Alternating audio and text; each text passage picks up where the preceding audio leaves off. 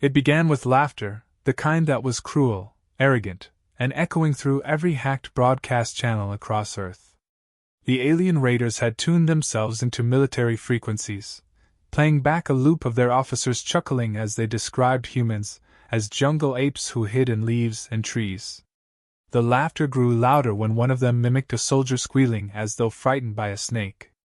Then, after mocking the idea of humans patrolling the wild green expanse, they broadcast a staged skit of an alien in a human helmet slipping on a banana peel and crying for his mother. It lasted only 15 seconds, but in that short burst of sound and ridicule, the insults spread across every outpost like wildfire. Soldiers forced themselves to laugh, politicians shook their heads in public, and ordinary people shared memes, but beneath it all there was a growing unease. The insult cut deeper than most wanted to admit. In the thick jungles of the Amazon basin, the men and women of the jungle patrols sat listening in silence. Unlike the rest of the world, they were not laughing. Captain Reyes, his face drawn with scars from old campaigns, switched off the receiver and let the silence hang heavy in the humid air. His troops waited for him to speak, but he only looked at them with that calm, dangerous stare that had earned him the respect of soldiers and the fear of enemies. Finally, he muttered that it was never wise to mock the trees, because the trees remembered. The younger recruits chuckled nervously at his strange words, but the veterans did not. They had lived long enough in the green to know that the jungle had a memory, and those who underestimated it were rarely seen again. The raiders landed days later, a thunder of metal ships tearing open the canopy with their descent. Their ships gleamed unnaturally against the wet green shadows, engines still steaming when armored aliens marched out with plasma rifles at their shoulders. They spoke in their guttural tongue, but their body language needed no translation. They were strutting, sneering, certain of their superiority. Some fired blasts into the air, scorching tree trunks, laughing at the thought that humans could hide in such frail wood. To them, the jungle was nothing but a playground of vines and mud. To the humans watching from the shadows above, it was a fortress. The first patrol of raiders never returned. They had marched noisily into the undergrowth, recording everything on their helmets, still making jokes about monkeys and bananas. Command lost contact after 15 minutes. The playback footage cut off suddenly, replaced by the sound of snapping branches and something guttural, not quite human, not quite beast. Headquarters assumed equipment malfunction. A search party was dispatched. That one also never returned. Back at the alien camp, the mood shifted uneasily. The laughter on the comms grew thinner, less certain. A commander ordered drones to sweep the area, but the canopy was so thick the machines struggled to fly. Signal interference scrambled their sensors. The few drones that managed to pierce deeper showed only blurred green shadows and sudden flashes of movement. One drone caught what appeared to be a human figure, painted in streaks of mud, eyes gleaming white in the dark, perched impossibly still on a branch 30 feet up. Then the feed cut to static. Meanwhile, back at Earth's command, high-ranking officers debated whether to reveal the losses to the public. The world still replayed the alien mockery on every screen, laughing nervously at jokes about humans being tree frogs with rifles. They did not know that the laughter had already turned hollow among the raiders themselves. Captain Reyes gathered his squad beneath the cover of a massive ceiba tree. The air buzzed with insects, and sweat ran down the soldiers' necks, but their eyes were sharp and patient. Reyes reminded them that the aliens had mocked them for hiding in trees, so it was in the trees they would stay. He promised his soldiers that the raiders' laughter would die in their throats, replaced by screams the jungle would swallow whole. For now they waited. The jungle was patient. Night fell, and with it came the first cries. Aliens were strong, their weapons unmatched, but the jungle did not fight with rifles. It fought with silence, with darkness, with the constant reminder that something was watching. A squad marched into the darkness with lights cutting through the fog, laughing to prove they were not afraid. Their laughter faltered when the lights began to vanish one by one. A scream tore through the comms, followed by the sound of something heavy being dragged through leaves. The remaining raiders fired wildly into the green, bolts of plasma sizzling through mist and shadows, but they hit nothing. When dawn came, the squad's armor was found dangling from the branches like trophies, stripped of its wearer. By the third day, the alien commander's transmissions were no longer mocking. He shouted orders, his tone sharp, his words clipped with fear he would not admit. The jungle patrol had not yet revealed themselves, but their presence was everywhere. Traps triggered, patrols disappeared, and every tree seemed alive with unseen eyes. The aliens tried fire, burning wide swaths of undergrowth, but the smoke only blinded them, and when the flames died, the humans were still there, unseen, waiting. The hook was complete. The aliens who had mocked humanity as tree-swinging primitives were discovering the cruelest irony of all. It was not humanity they were fighting. It was the jungle itself. And the jungle was laughing. Would you like me to continue Chapter 2 in the same 1,000-word format next, or would you prefer me to expand this chapter further with even more detail before moving on? The days that followed the raiders' humiliating first encounters grew heavier with tension and unease. At Earth's Global Command, generals and politicians debated in polished rooms far from the wet, choking heat of the jungle, but all the real answers lay under the green canopy where Captain Reyes and his squad moved like shadows. They were not the largest unit in Earth's defense, nor the best armed, but they were the ones who belonged to the jungle in ways the raiders could not comprehend. Reyes reminded his troops that the aliens laughed because they did not understand the ground they stood on. That ignorance was the sharpest weapon humans could wield. The jungle patrol had been built for situations just like this. Most people thought of them as a myth, a story told to frighten recruits about elite units that vanished into the undergrowth and fought like phantoms. In truth, they were very real. Every soldier in the patrol had endured months of training that most people could not survive a week of. They were taught to drink water filtered through moss, to vanish under mud until their skin smelled like the swamp itself, and to climb into the canopy without a single branch betraying their weight. They carried rifles, but their greatest strength was patience, silence, and a brutal creativity that turned the forest into a weapon. Captain Reyes was the embodiment of that creed. His face bore scars from a long career, but the lines around his mouth spoke of grim humor as well. He had once told his recruits that the jungle had more allies than enemies, and those who lived long enough learned to speak its language. The vines were ropes, the frogs were warnings, the ants were scouts. His soldiers listened because they had seen what happened to those who did not. Now, as they crouched in silence watching the raiders, Reyes whispered that it was time to teach their visitors why the forest had kept humanity alive for thousands of years. The raiders had numbers and technology. Their plasma rifles could reduce a tree trunk to ash in a heartbeat. They wore armor that gleamed like molten silver and marched with the confidence of a force that believed itself invincible. But the jungle did not care about confidence, and neither did the patrol. On the third night of their occupation, Reyes set his plan into motion. He sent 3 soldiers into the swamp with instructions that sounded almost childish: lead the aliens to the mud. The 3 soldiers dragged branches, snapped twigs, and even called out faintly in the darkness. The raiders, already spooked by disappearing squads, jumped at the bait. They chased the sounds eagerly, determined to capture live prisoners for interrogation. The patrol led them straight into a pit of quicksand masked by leaves. By the time the raiders realized, they were sinking fast, plasma rifles useless as they flailed. Those who tried to pull them out found themselves tangled in weighted nets that dropped from the canopy, hauling them upside down like prey animals. The soldiers who had set the traps did not even fire a shot. They let the jungle do the killing. The surviving raiders stumbled back to camp, muddy, panicked, and humiliated. Their commanders grew furious. They did not understand how primitive humans had outwitted them so easily. To ease their humiliation, they turned again to mockery, broadcasting a new skit of a human covered in mud slipping into a hole. But even as they mocked, a swarm of mosquitoes descended on their camp, attracted by the alien blood that smelled sweet to the insects. The soldiers cursed, slapped at their necks, and scratched their armor in frustration.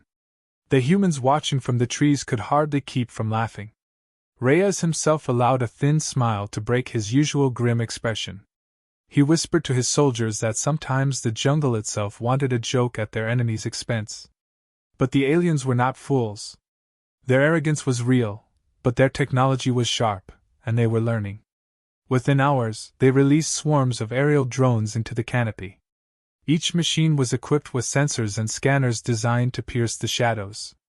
The humans responded by retreating into denser branches, where the drones buzzed and whined like angry hornets but failed to pick up clear targets. One drone caught the image of a soldier's outline in mud camouflage.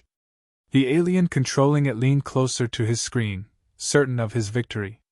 Then, in the next second, the screen filled with the blur of a jaguar leaping directly at the drone. The feed went black. The jungle had claimed another machine. The aliens doubled their efforts, firing into the canopy and scorching leaves in great waves. They shouted with false bravado, their voices rising higher when no enemy fell. What they did not see was that the humans were already repositioning. Reyes led them silently across a stream, where they crouched in the reeds, waiting for the next opportunity. His soldiers looked to him for guidance, and he gave them calm words. The aliens thought plasma rifles could win against silence and patience. They were wrong.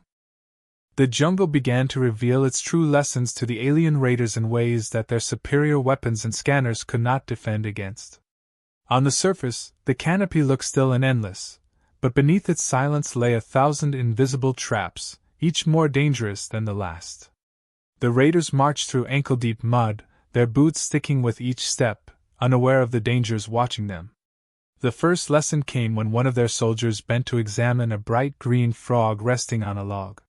He mocked it, raising the frog to his helmet camera and sneering that humans fought with toys. Moments later his scream echoed through the camp as toxins seeped through the cut on his hand. The poison dart frog had given him a lesson in humility, one his comrades could not ignore. The soldier's armor and weapons meant nothing as his body twisted and seized in agony until he lay lifeless, eyes wide with terror. This was not an isolated case. The jungle seemed to awaken against the intruders. Ant colonies were disturbed by the alien patrols and poured over their boots in swarming rivers, biting and stinging until the raiders tore off their armor in desperation. One squad stumbled into a patch of concealed wasp nests, and their screams carried for miles as angry insects chased them in clouds thick enough to blot out the moonlight.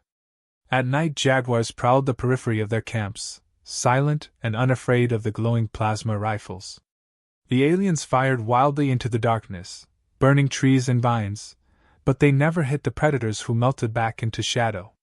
The raiders were used to wars fought on open plains and metal corridors, not a living green labyrinth that watched them with every step. While the jungle struck at them without mercy, the human patrol pressed the advantage. The ghosts of the green, as the legends called them, thrived in conditions that crushed their enemies. Covered in mud and paint, they became nearly invisible in the dense shadows. Their attacks were fast, brutal, and always precise. A single shot would drop an alien from the rear of a formation, and before the others could react the humans were gone. Sometimes they did not even fire. Instead, they laid traps so simple and yet so devastating that the raiders could never anticipate them. Pits covered with leaves claimed their feet. Spiked logs swung from vines and slammed into their armor with bone-crushing force.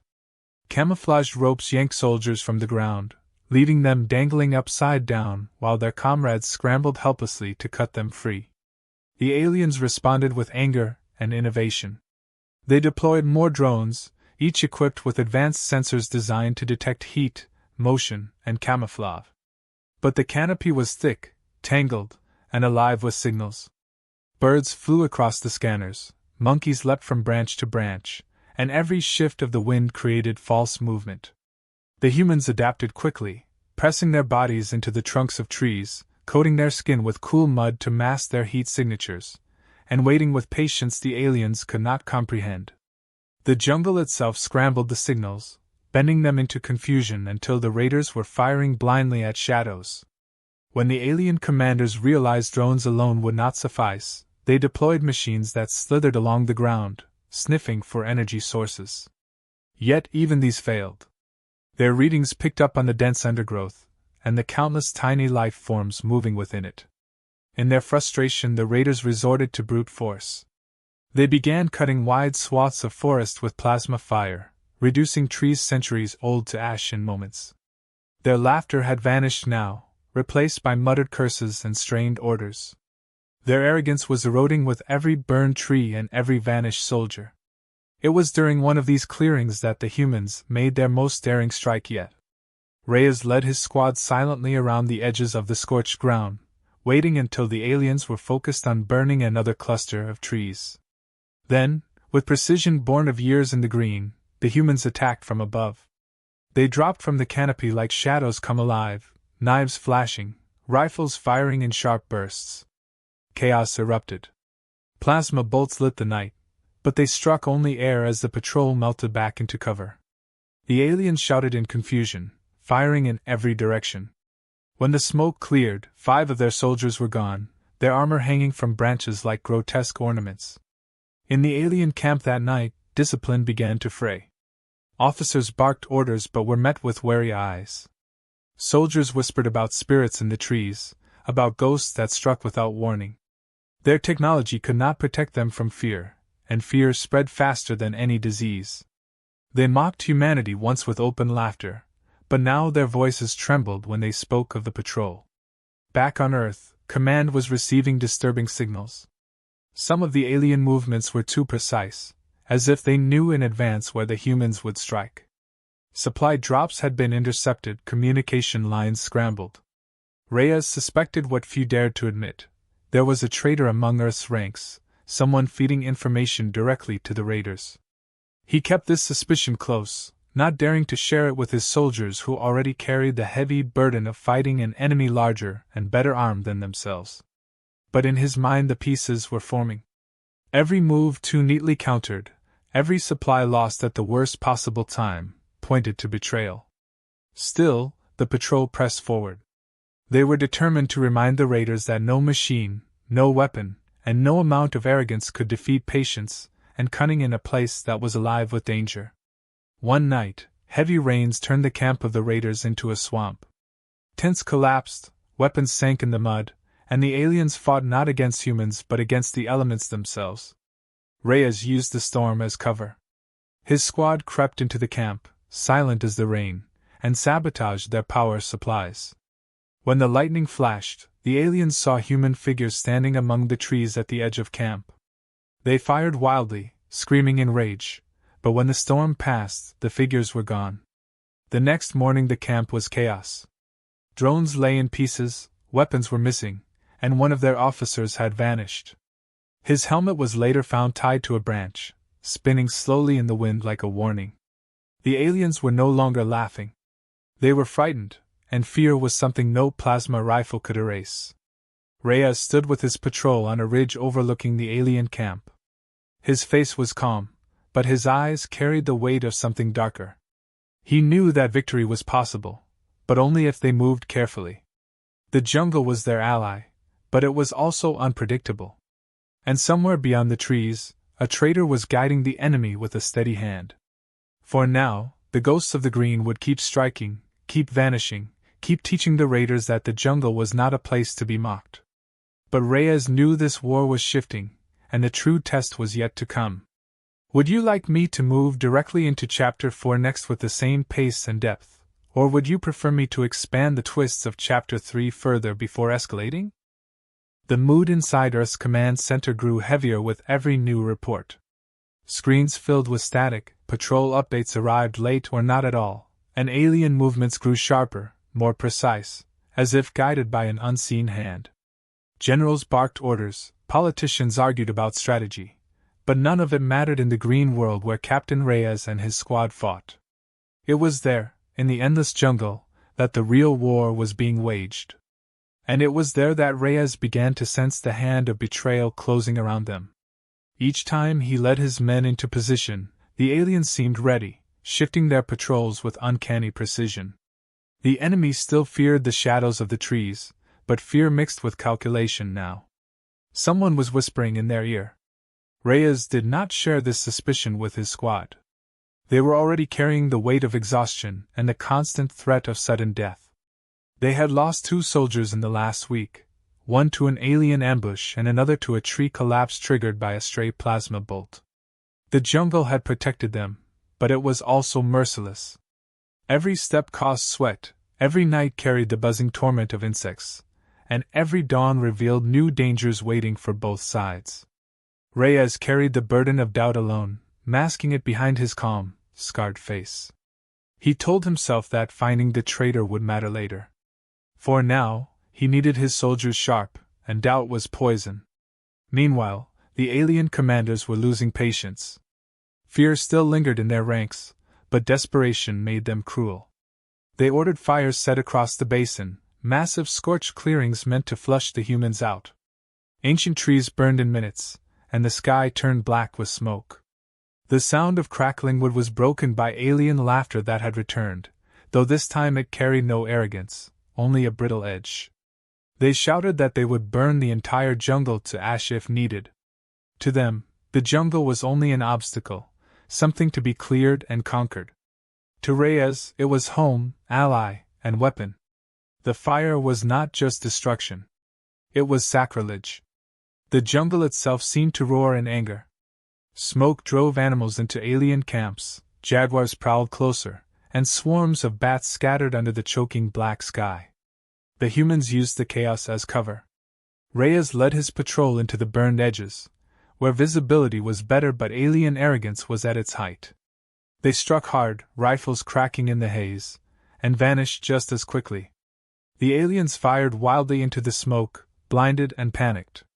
Some tried to pursue, but the ground beneath their boots gave way as hidden pits swallowed them whole. Others were lured deeper into the haze by mocking calls only to be strangled by vines rigged into traps. What the aliens thought was victory by fire became another lesson in the futility of fighting against the living green. It was during one of these raids that Reyes and his squad encountered unexpected allies. Deep in the jungle, beyond any map or satellite scan, they met a group of indigenous people who had lived there for generations.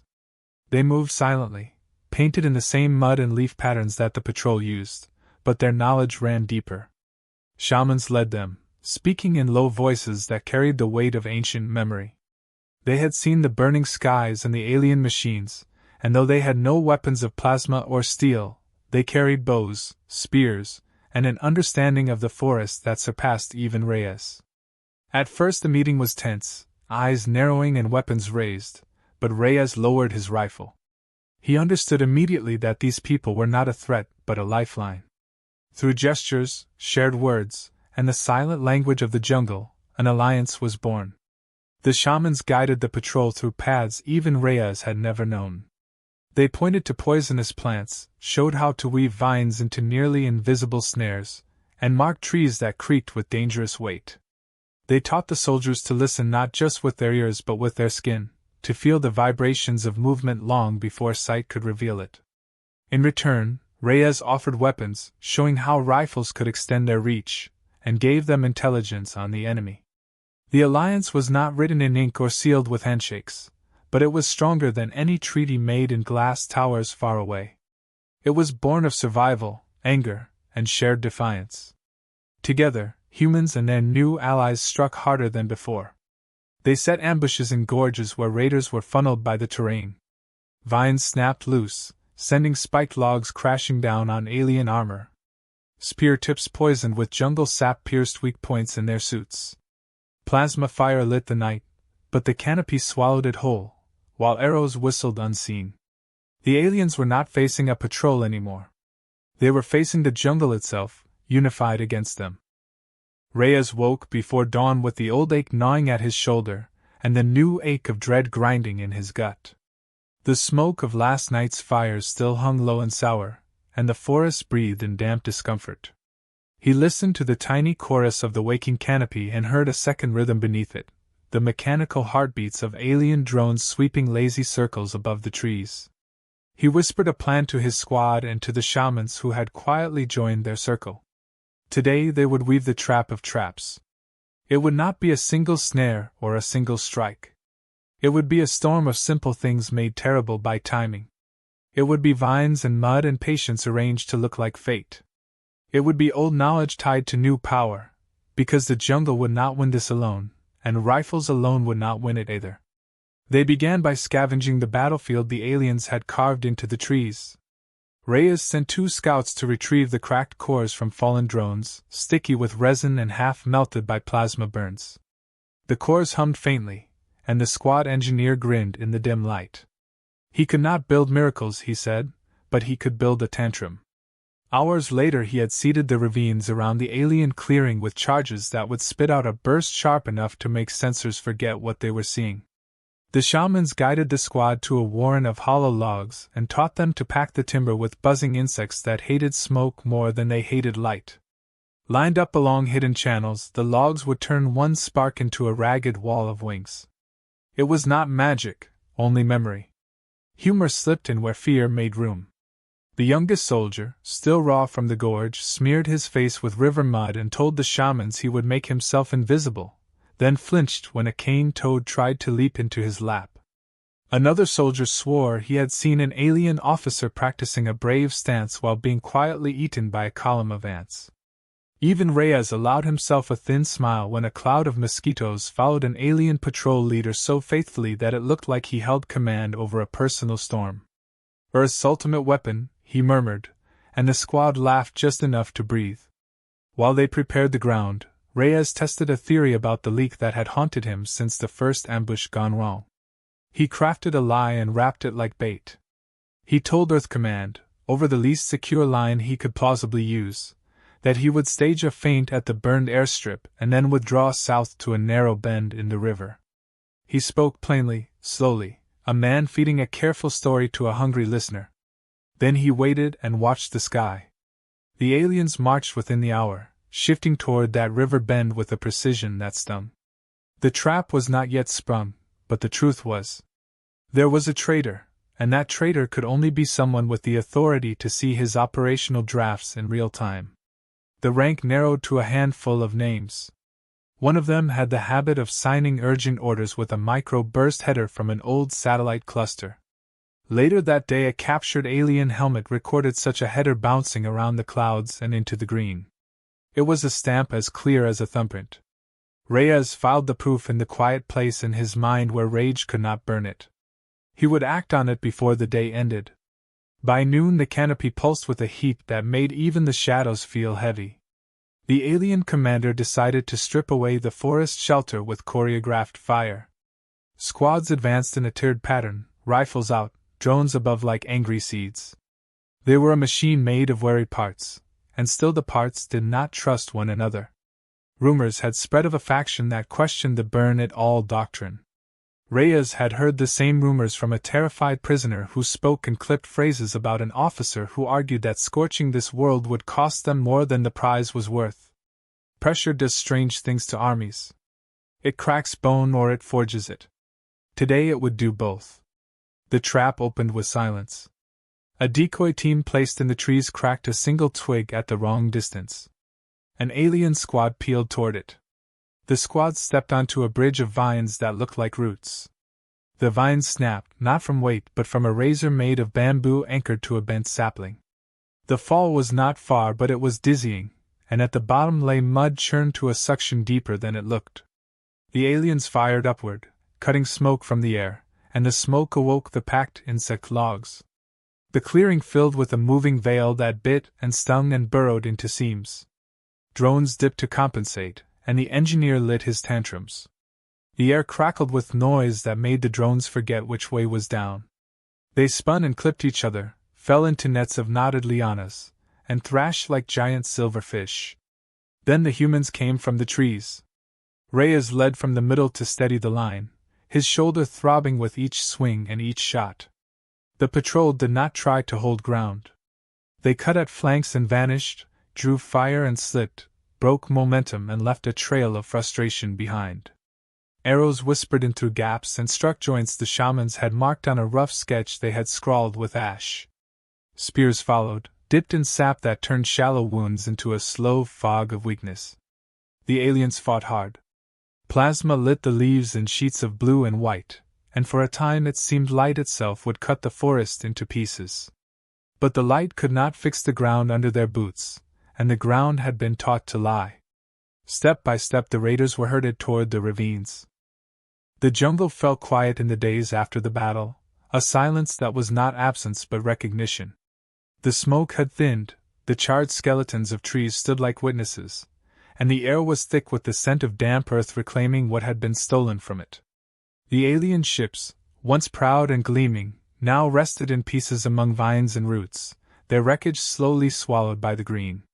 Survivors among the raiders limped away under the sharp eyes of human rifles, carrying their wounded, their weapons abandoned, their laughter gone forever. They had mocked humanity once, called them tree apes and swamp ghosts, but now their silence was heavier than their insults had ever been. For them, this war had been an education paid in blood and fear.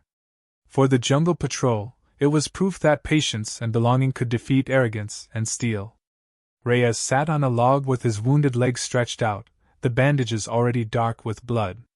His shoulder burned with every movement, and the exhaustion in his face could not be hidden by the calm he tried to project. Yet his eyes still held that steady weight, the gaze of a man who had seen the worst and endured it. Around him, his soldiers moved slowly, checking traps, counting ammunition, tending to the injured, and keeping watch on the treeline where the last stragglers of the raiders might still wander. The shamans who had fought beside them walked in quiet circles, scattering leaves and ash, whispering to the forest to seal the wound of battle. Reyes watched them and thought of the bond that had formed here, a bond stronger than orders and more enduring than treaties signed in cities. The jungle had made allies of those who listened to it, and enemies of those who mocked it. News of the victory spread slowly back to Earth Command. Reports filtered through the fractured lines, telling of raiders driven into retreat, of mutinies among their ranks, and of a traitor exposed and detained in disgrace. In the cities far from the green, crowds cheered when they heard that the so-called primitive jungle fighters had broken the pride of the invaders. The laughter that had once been alien mockery was now human triumph, though those who had fought in the canopy knew it was not laughter that had saved them. It was grit, sacrifice, and the weight of a forest that had stood long before ships came from the stars. Reyes listened to the broadcast through a cracked receiver and let the voices wash over him. He knew most would never understand what the patrol had endured, and perhaps that was for the best. The world wanted legends, not scars. One evening, as the patrol rested, the young soldier Reyes had saved at the gorge sat beside him. He admitted that he had frozen again during the last fight, but this time he had pushed through, carrying Reyes himself out of the fire. His hand still shook when he spoke, but his voice carried something steadier than before. Reyes told him that fear never truly left, it only taught you who you were. The boy nodded and stared into the embers. He no longer looked like a recruit. He looked like someone the jungle had claimed. Around them, the squad shared quiet jokes, laughing about the mosquitoes that had been the fiercest ally of all, and about the alien officer who had once nearly drowned in a puddle of mud deeper than it appeared. Their laughter was cracked but genuine, the kind that came only when you had survived the impossible. The final days of the campaign were spent escorting prisoners and wounded through the green. The mutinous raiders, those who had turned their weapons on their commanders, walked among the humans with wary eyes. They did not resist. Some even tried to mimic the soldiers, crouching lower, stepping lighter, as if hoping to learn from the forest before they left it forever. One of them, taller than the rest, approached Reyes under guard. In broken words, through a translator, he said that they had not come to destroy at first but to take. He admitted that they had believed Earth would be simple, its defenders weak, its jungles obstacles. Now they understood that they had walked into something far older and far stronger than they had imagined. Reyes did not answer with hatred. He only told the translator to say that the forest never forgets those who mock it. The alien bowed his head and returned to his line. When the last of the ships rose into the air, damaged and limping toward the stars, the jungle patrol stood in the clearing and watched. The roar of engines drowned the cries of birds and beasts for a moment, but soon the sound faded, leaving only the eternal hum of the forest. Reyes leaned heavily on a cane carved from a branch given to him by one of the shamans. He did not celebrate. He only nodded once, as if confirming a debt had been settled. His soldiers cheered, lifting rifles, spears, and bows, and their voices echoed through the trees. It was not triumph alone. It was release, the exhale of survivors.